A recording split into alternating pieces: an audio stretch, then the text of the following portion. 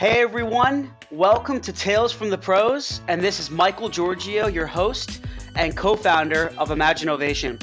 I have a very special guest with me here today. He is Inc. Magazine's once recognized him on the top 30 entrepreneurs under 30. He is a sports marketing guru, American Advertising Federation trendsetter, LinkedIn marketing influencer. I'm sure many of you have seen his amazing content. He's a motivational speaker, top relationship builder, and was the CEO, COO, and CMO at Steiner Sports, and is now the CEO of Kool Kel Marketing. This is Tales from the Pros, where business leaders and influencers share their stories of inspiration, struggles, and successes. And I'm your host, Michael Giorgio.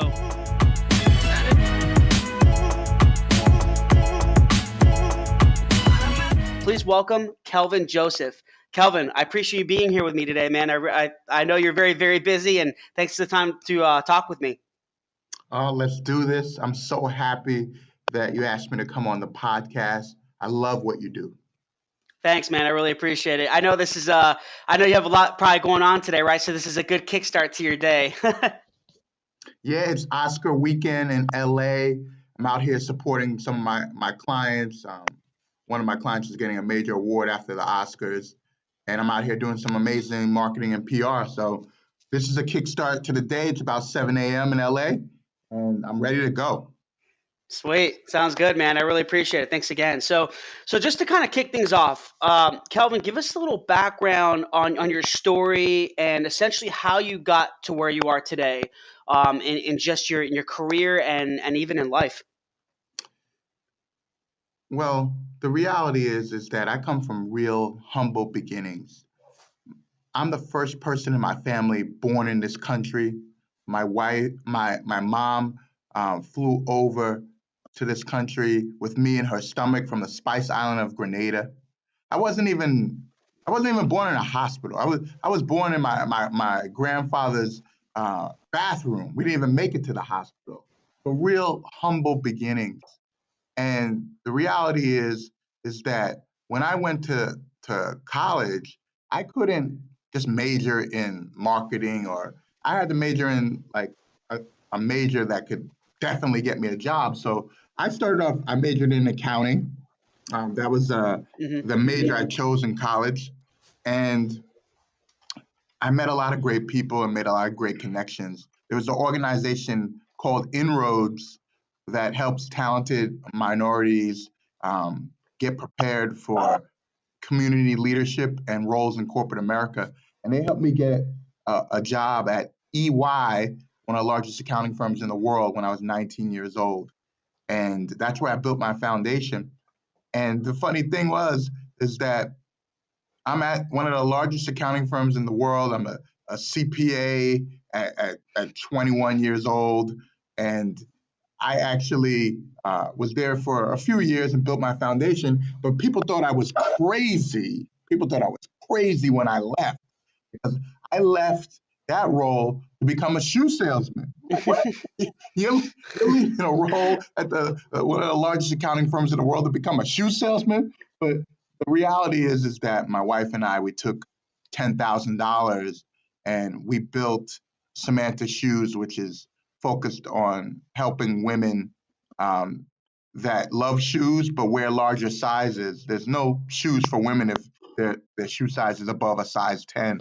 So we took the $10,000 and built it into a multi-million-dollar business. And that's when I didn't look so silly at that time, because I was on Inc. Magazine 30 Under 30 the same year as Mark Zuckerberg. He was number 4. Wow. My wife was number 25, and I was number 26. So that was me in my 20s, just coming out the gate, crushing it, taking big risk, leaving a safe opportunity, one of the largest accounting firms in the world, to just go out and do a startup and really pursue a passion. So the reality is, though, lessons learned is that in 2008 and 2009, banks were going out of business. So it really affected the entire retail landscape. I had a huge contract with Amazon.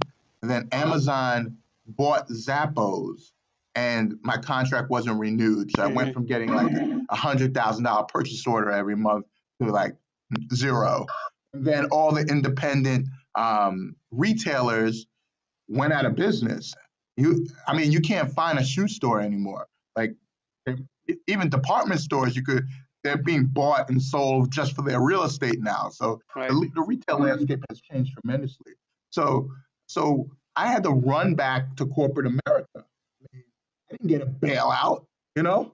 So I ran back to corporate America, and I ran strategy at Saks Fifth Avenue, and I built financial infrastructure for Guild Group, and then I spent the last 9 years as a CMO and COO at the largest sports marketing company in the world, as well as Steiner Sports is owned by Omnicom, which is the largest marketing and advertising conglomerate in the world. So the reality is now at Kool Kel Marketing, I'm not afraid anymore. Like when things got rough for my startup, I ran and hid in corporate America because I was afraid.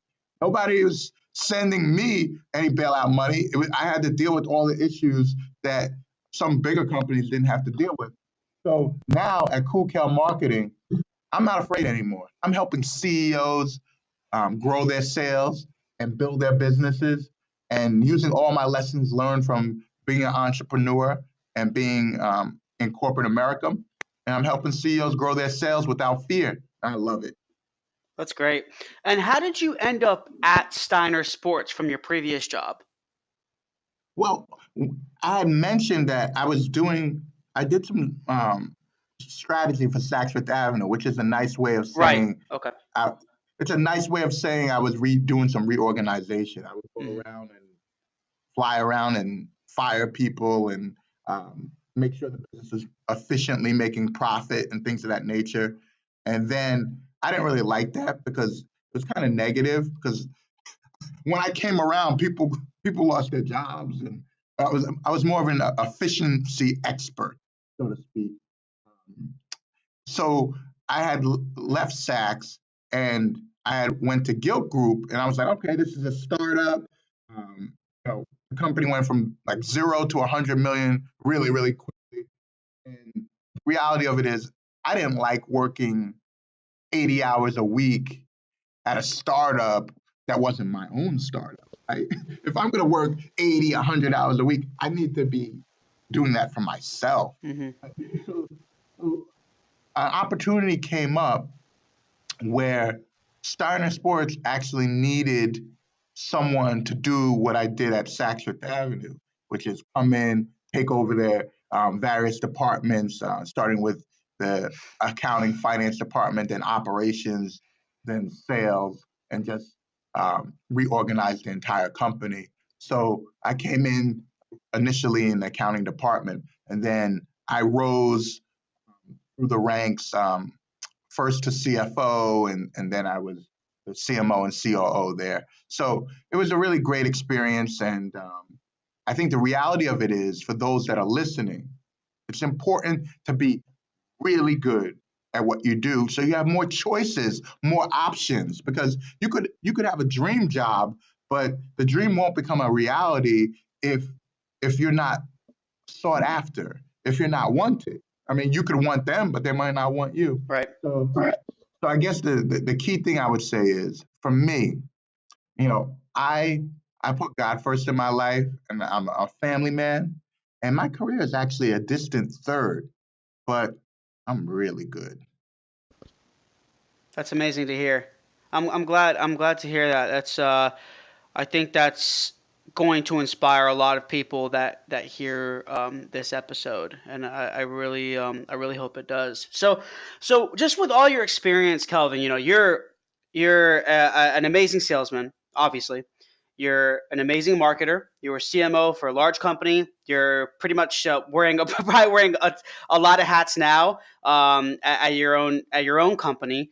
Um, so, with your sales experience and marketing experience, how do you combine both of those to achieve your business goals? How do you combine your marketing and sales tactics to achieve goals? Because there it's like people get confused with sales and marketing. I know they're obviously different. That's why they're one's sales and one's marketing, right? But they both tie in. They both work together. So how do you leverage both of your skills to achieve goals for your company now? Well, I've learned that CEOs are obsessed with business outcomes and they're obsessed with growing the organizations. And a lot of marketers miss that point and get off a task, so to speak. I think that you would be surprised, but I know exactly why CMOs are getting fired like every 18 to 24 months because they're not tying their marketing to business outcomes. And what happens to the advertising agency or marketing agency hired by the CMO? Well, if the CMO gets fired, you have marketing and advertising agencies looking for new clients every 2 years. So there's a lot of waste and efficiency when you're the top marketing person is getting fired Hmm. or leaving because they see the writing on the wall, and then the agency's out. So there's a lot of disruption in the world today. But my take on it is this: if decision makers, CEOs are obsessed with business outcomes, I focus on delivering those outcomes. I mean, if they want to grow their sales, then there are some marketing tactics that you have to put in play in order to increase sales. So you need to connect those dots. That's the most important thing that I do because most of us are in a relationship. People need to know us, so that's awareness. They need to like us, and then they need to trust us, and then maybe they might buy something. And some people try to skip that process of awareness, ability, trust. And marketing can really help with that, but we need to connect those dots after we develop that brand awareness. I call it the cool. It's like your company needs to be cool. And people are like, what are you talking about, cool? Like, listen, I think business is more like high school than it's like college. In college, it's like, listen, I need to get some good grades. I need to get an internship so I can have a good resume so I can get a job, right? In business, it's more like high school where it's like, listen, I want to be cool so I could, so I can have a shot at the pretty girls and I can have a lot of friends and have a lot of fun. That's more like what high school's like. So I think the connection between that is in the business world when you're trying to reach out to companies or you want to be that hot brand that people love, you need to think back to high school. It wasn't based upon only just merit, the cool kids, so to speak. It was based upon something that's hard to put a finger on. It's not corny, but it's something that's authentic, that's real, but at the same time, you have to have something about you that's unique. Your brand needs to be unique, that draws people. So you're not chasing after people. And I think that's the key thing where marketing and sales can connect, where you build that cool, you build that thing about you that draws people. And some companies skip that part and try to go straight to sales and they lose. That's I think you just made my day, Kelvin, with, with saying all that, because I'll tell you that I've heard I've interviewed some just outstanding, phenomenal people on this show, and I've noticed that and they're all super successful, just like yourself, and I've noticed that the most successful people they've said very similar things to you. They've said that when they're building not just their personal brand but their company brand, they said that a lot of it is about generating this recognition, this awareness, this trust with their audience, with various communities, and when they do that, when they're building relationships, right? um, there's a lot of like an outcome for, let's just say a business outcome would be to generate a lead, a prospect, right? Someone who's interested in potentially buying from you. So these people that are potential buyers, they're coming to you because they trust you. You're Kelvin. They like your content. They like what you represent. They like your message. It's authentic. It's real. It's raw. And they see, okay, you work.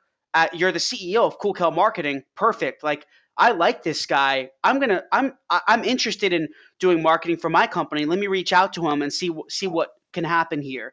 You know, and that's the thing I think a lot of people miss is that when they're building, and I talk to a lot of different startups as well, and they're all about they're trying to reach out, cold call, cold email. You know, they're always reaching out, and a lot of that stuff doesn't work.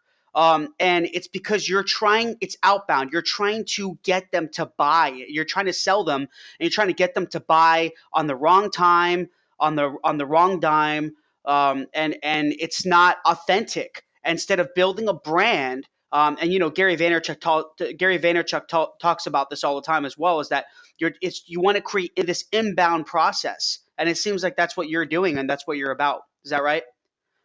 Yeah, I mean, the reality of it is this, is that it's easier to build trust when someone's coming to you based on a referral, based on reading your content in social media, versus you chasing them and saying, "Hi, my name is Kelvin from Kool Kel Marketing. Do you want me to help you grow your sales?" I sound like a crazy person.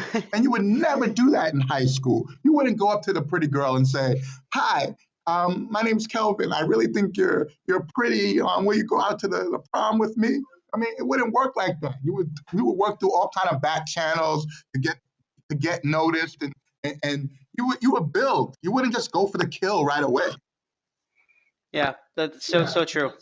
So with all that being said, Kelvin, like I see you're incredibly connected. You know, we connected on LinkedIn, and do you have any tips that worked for you in terms of building and nurturing relationships the right way? Because business, a lot of it is about relationships. So what are your thoughts on that?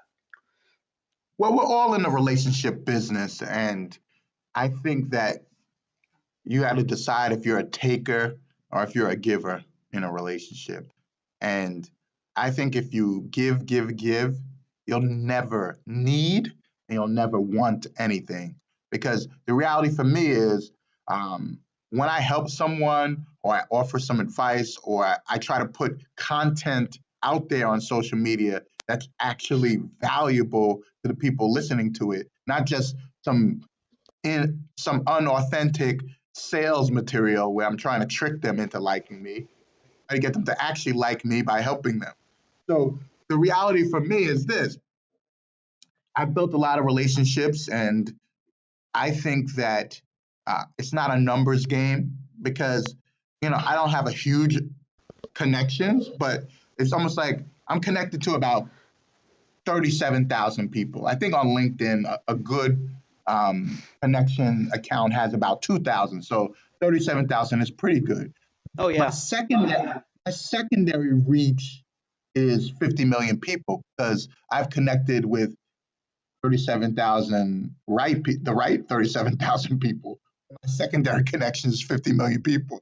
So, so it's not just a numbers game, but it is a numbers game to the extent possible. If you have quality, you don't need to just be just getting numbers for the sake of numbers.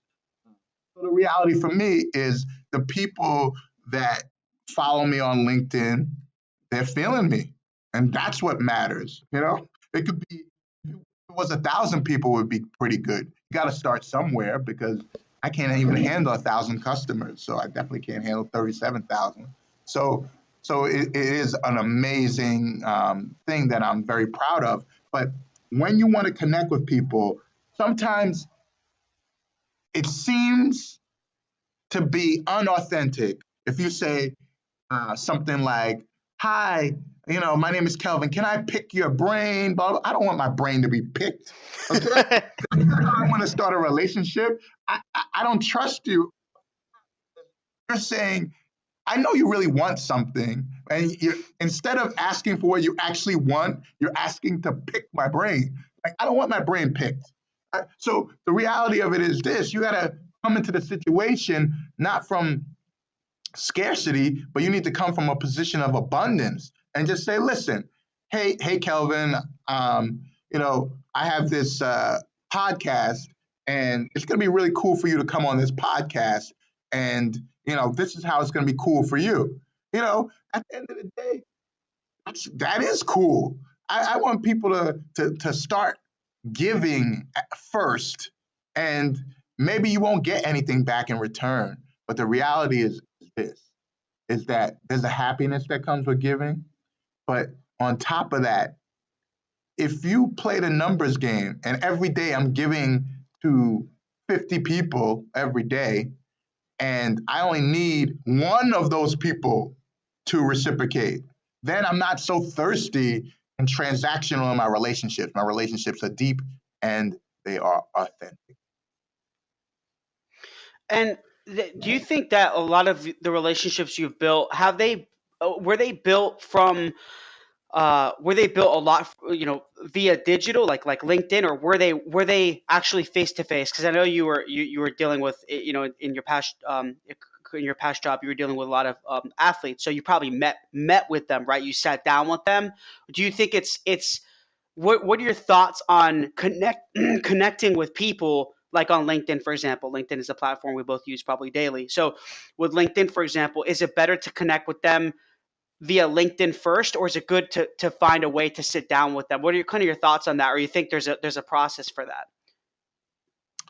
Well, for me personally, I spent a lot of time standing next to doing an event series for big corporations across the country where I would meet a lot of CEOs and decision makers because I was standing next to Magic Johnson. I was standing next to Derek Jeter for 10 years. So people became aware of me because I was in those high profile situations. But I think the reality is that if I go and speak at a conference, like for example, I spoke at a conference for a division of Oracle and NetSuite, and there was 10,000 people in the room. So I told those 10,000 people, "Hey, connect with me on LinkedIn." And then like immediately, everybody didn't do it, but I got like 1,000 people that did. So like I got 1,000 new connections that day. I knew everybody in that room was a decision maker that you know that was in that room for a particular reason. So in that situation, I didn't necessarily meet all those people personally, but I spoke in front of them. But for people that are on LinkedIn and you might not know anyone, there's definitely networking events across the country that people can attend to know people. But the best thing for you to also understand is that usually decision makers don't go to networking events because people that are at networking events are usually people that are in sales, that are trying to sell something or build their brand up. Big wigs, they don't go to networking events. They only go places where they're on the agenda, they're speaking. They don't leave their house unless there's a check attached to it. So, so that's the reality. If you want to meet some of the big fish in the world, you almost have to be humble. And what I usually would do is you could just start liking their stuff and commenting on their stuff on LinkedIn, and then maybe they'll get to notice you after a while. So there's a lot of ways to do it. And sometimes we aim too high.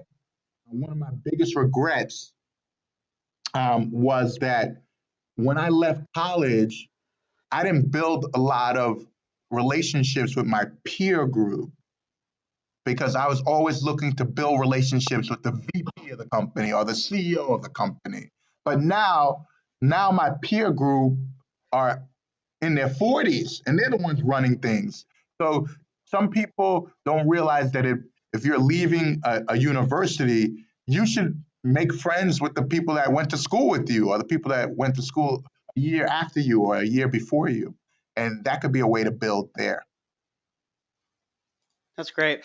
And I saw, actually, when you talking about talking on stage, I think it was the Oracle NetSuite conference. I saw you have this motto I really really love, and you mentioned people don't like to be sold to, but they love to buy. Can you explain that a little bit more? Yeah, I think I stole that from someone. I don't know from where yet. Well, nonetheless, I love it. I got some other models that I'll share with you, Perfect. but the one there is a situation where you ever go into a store and they're like, hey, can I help you? Can I help you? No, I don't want you to help me. It's like people don't like that. But so here's the thing. you almost want to make it their idea that they want to buy from you. By doing a good job with the branding and the marketing and actually providing a tremendous value where it would be at their honor to buy your goods and services. So think about it like this. So like as soon as I landed here in LA, before I even checked into my hotel room, I went to In-N-Out Burger. I don't know why I went to In-N-Out Burger. All I know is I heard about In-N-Out Burger from various places, and I couldn't stop thinking about it on the plane. And they must have done some really good branding and marketing. I mean, the cheeseburger was unbelievable. But I mean, I literally came from New York to LA, and the first thing I did was go to In-N-Out Burger. So this is an example of you want people to come to you.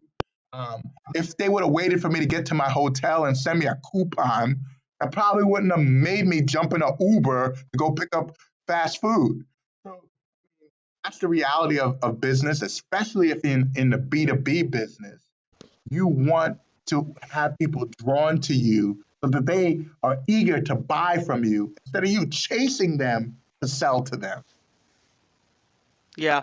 And with that being said, like how do you leverage, I mean, I know like we talked about a little bit, we talked about LinkedIn a little bit earlier. So I see your content on LinkedIn, and by the way, Kelvin, you seem like a really really happy guy. Like when I see you, your videos, it's always like you're always like this cheerful man. This there's always this happiness. Like you have this smile, and it's really good because you see people so serious in their videos, and they're always, and I know there's always an intention behind these videos that you see on LinkedIn, right? I'm sure you see it all the time, right? There's always like they try to be real and authentic, but then you're like, all right, there's something behind this. I know it's like, why are they talking about this? You know what I mean? That's why sometimes having a good message is hard. It's that you have to do it in a way that really comes from your heart, like you really mean it to help people, right? But like how do you leverage LinkedIn and some of the other digital platforms that you might use to brand yourself and your company properly to achieve results? Like, what's your method? How do you leverage it the right way? Any tips that you can give to others? Well, you need to engage on LinkedIn.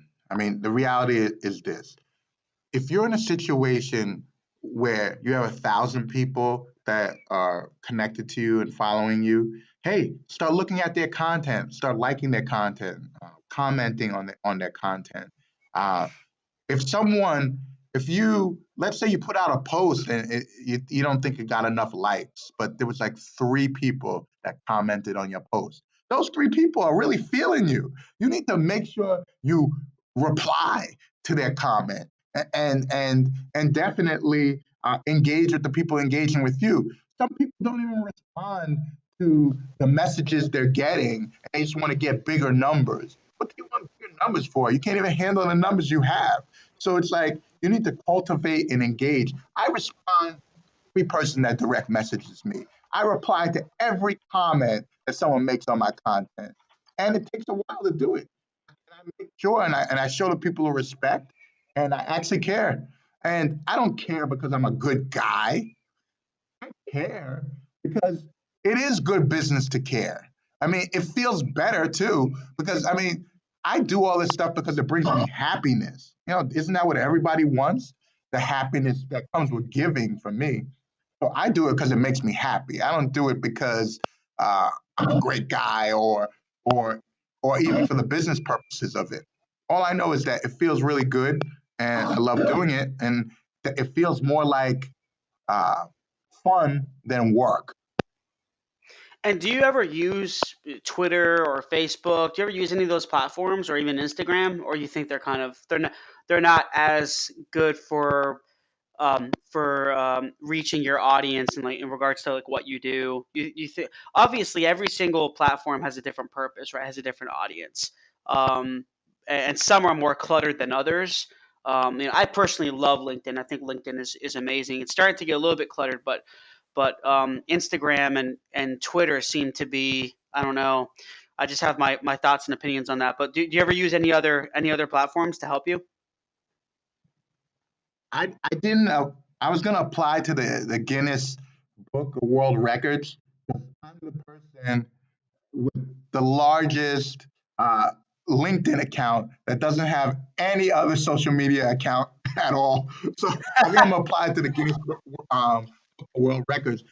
I'm not against other social media. I'm probably gonna open up a YouTube channel soon, and I'm relaunching my wife's business, so I'm probably gonna start doing some on Instagram. The reality for me has been that uh, I don't really, how do I say it? There's so much junk on Facebook and things of that nature. Like I'm a businessman, Mhm. a family man, a spiritual man. I don't have time for all of that. So I've been focusing on LinkedIn, and it does take an incredible amount of time. So I want to live my life in real life instead of in social media. So that's my personal choice. If you're trying to make money, Instagram is really low price attention right now. If you have a product type business, Instagram is amazing for that. Facebook is tricky. You almost have to pay to play a little bit if you're trying to make money on Facebook. But people are making tons of money on there. So it, for me, I'm more authentic on LinkedIn, and the other social media channels, I would say I'm more of a. I would if I participated, I would be more of a mercenary looking to make money. That's not who I am. Yeah. And do you always have like, when you offer messages on LinkedIn, like some videos? I know we talked a little bit about business outcomes earlier, and for you, you were in charge of providing business outcomes for CEOs and things like that. Is there always an outcome from the content that you're putting out, or do you feel that to provide a good message, you don't need to have an outcome? You see what I'm trying to say? So for example, like when you have a message about you traveling to LA for the Oscars, and you just really just promoting yourself, branding yourself, getting your face on the internet, getting and then talking a little bit about Kool Kel Marketing, but that's it. Not saying, hey, so guys, can you please, my website's this, like not having a call to action at the end of it. Do you think there should be some call to action or some type of outcome in the video and from the video, or do you think just provide the message and let people decide? That's a great question, and I think the answer is that you should want to leave. You just use their time. Let's say you put out a 1 minute video. If you're going to use 1 minute of my time, you better be providing me with some value. So at the end of one of my videos, I want someone to think, oh, that was worth the time. That is an outcome that I want. I don't want them to say, oh, that video was silly or a salesy or things of that nature. I want them to feel like they got real value for the time that they put in. Because if people are going to follow me, I want to make sure that I'm providing value. So there's a lot of people that want me to put out more content, and I will. I am going to put out more content, but I got to run a business too. Hmm. So it's almost like I, it's like I want to put out content because people are following the content, and if you don't put out content for them, then they'll stop following. So I want to make sure the content is valuable when I put it out there. And what I really want is for people to like me, to know about me, and to trust me. Um, and I think I could build that over time by being consistent. Consistency over time equals credibility. I think that's I think that's great advice. And that's a question I had some people, even some of my employees and some followers of the podcast asked me that question, and I wanted to definitely try to get your insight and pick your brain, quote unquote, pick your brain a little bit about that the right way. So thanks for sharing that. So backtracking a little bit, Kelvin, when you were at Steiner, I always wanted to ask you this. You knew a lot of athletes, like I'm sure you're friends with some of them. Who are really the coolest ones or the most inspirational ones that you knew or that you met? Some of the really like just amazing athletes that you're like, oh, this, like for example, like Derek Jeter. Was he just? I mean, was he what people think? Are all these athletes, like some of them? I'm sure are very humble, right? Well, I'll tell you this. I only want to talk about my favorites, and my favorite is Magic Hmm. Johnson. I think that he's going to go down in history as a businessman. People might even forget that he's one of the greatest basketball players of all time. They're going to remember him as a businessman, as a philanthropist, as an icon. He's a mentor to me. The way he approaches business, he's so much smarter than what people know, and I mean, he's done billion-dollar deals and things of that nature, but man, if you ever get in a room to talk to this guy, his intelligence is off the charts. His instincts are off the charts. His his um his intuition. I mean, the guy has it all. His magnetism. So Magic by far my Hmm. favorite. I consider him a mentor, and I think he's going to go down in history as a businessman versus one of the best basketball players in history. That's and you got to help me get him on the show. I would love to interview him. I'm sure I bet. I'm sure he's very busy. But that's cool, man. So and what is the with your current company, what's the future look like for Kool Kel Marketing? Well, the interesting thing is that when I first started the company, I was planning for the worst case scenario. Like, okay, I'm leaving a huge salary to become an entrepreneur again. And since this is my second startup, I have done this before when I made the big leap, leaving a huge accounting firm to start the shoe company. So, you know, you could get a little bit afraid. So I was planning, okay, what's the worst thing that could happen? But I didn't plan for massive success. I didn't really understand that hundreds of people will be reaching out because they want to grow their sales. I didn't realize how popular the company would be. So I didn't really plan for success.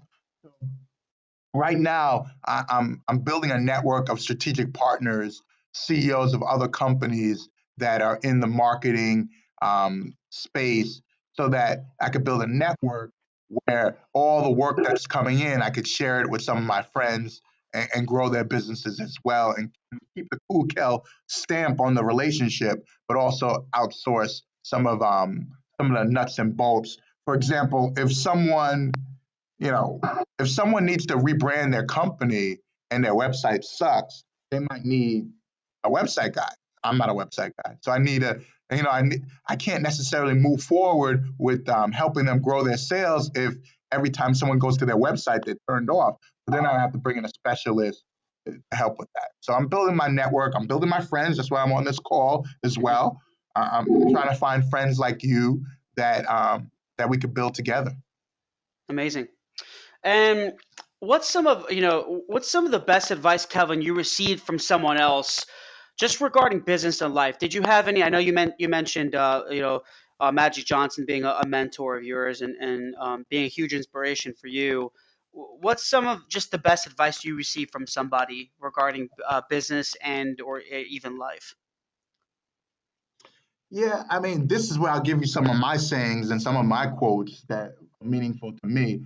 I really believe that your humility needs to exceed your ability. And when your humility exceeds your ability, you're able to grow and people gravitate to you. You don't want to be a manager, you want to be a leader. And leadership is inspirational, okay? It's not positional. So at the end of the day, if you want to be an inspirational leader, you need to serve people instead of um, dictate and manage them. So I think that that's critical. I do believe that people lose the point of life. If you want to be happy, happiness should be your definition of success, because the reality of it is that there's millionaires and billionaires that I know that are not happy, and they actually are the ones that could tell you that every incremental dollar does not bring incremental happiness. Don't get me wrong, no one wants to be in a position where you can't pay your bills, but once you can pay your bills, the extra money does not bring you extra happiness. So guard your time wisely and make sure you're doing things for the right reasons, and that you know who you are and you know who you want to be when you grow up. Yeah, having the right motive. I always talk about motives. having the right motive is so important because your motive and your intentions is going to take you so far. If you have the right motives, I believe nothing can stop you because if your motive's in the right place, you can overcome so many different obstacles and hurdles. And I think people can really resonate with that. Um, so just to kind of close things out, Kelvin, I always ask this. You did touch on it a little bit, but I always ask on something called the three hows. In your own words, how do you essentially define failure? How do you define business? And how do you define success? Well, when it comes to failure, a setback could be a setup for a comeback, right? So I think failure is when you don't even try. So my definition of failure is when you are so afraid to be authentic, to pursue your dreams that you don't even try. That is failure. When it comes to business, how do I define business? Business is everywhere, and we're all in the relationship business, and businesses are based on relationships. If you're selling a product, yes, it's based on if I'm aware of you, if I like you, if I trust you, then maybe I'll buy. If you are selling B2B marketing services or B2B services, again, it's a relationship. I need to like you, I need to be aware of you, and I need to trust you. So business is about relationships. And again, happiness is success. And if your humility exceeds your ability, you know that happiness is success and you can live your life in a way that you win. And I wish that for everyone that's listening to this podcast. And definitely reach out to me on LinkedIn. I want to give. Because in that situation, I'll never need or want anything. And I wish that for you as well. Really appreciate that, Kelvin. Thanks a lot, and I hope people do reach out to you and connect with you. And a lot of people already know who you are, but we're gonna try to even increase the reach even more. So thanks again, Kelvin. Really appreciate it. And I know everyone can find you on LinkedIn. Kelvin Joseph. And what about your website? Anywhere else people can reach you? Yeah, you can reach me at koolkel.com, all K's, KOOLKEL.com. And look out for my YouTube channel coming Perfect. soon. Calvin, thank you so much, man. I'm very humbled for you taking the time to chat with me, and we look forward to connecting and growing our relationship together and our audience. So I'm truly grateful, and I appreciate this opportunity. So thanks again for being on this podcast, sharing your story with us. I'm very thankful, and yeah, thanks again, everyone, for listening. And this is your host, Michael Giorgio, on Tales from the Pros. And until next time. Please subscribe to our YouTube page and also follow our social media. There are links somewhere around here. But we really appreciate it, guys. Thanks for all the support. And I'm going to be giving you awesome content continuously. And we look forward to seeing you soon.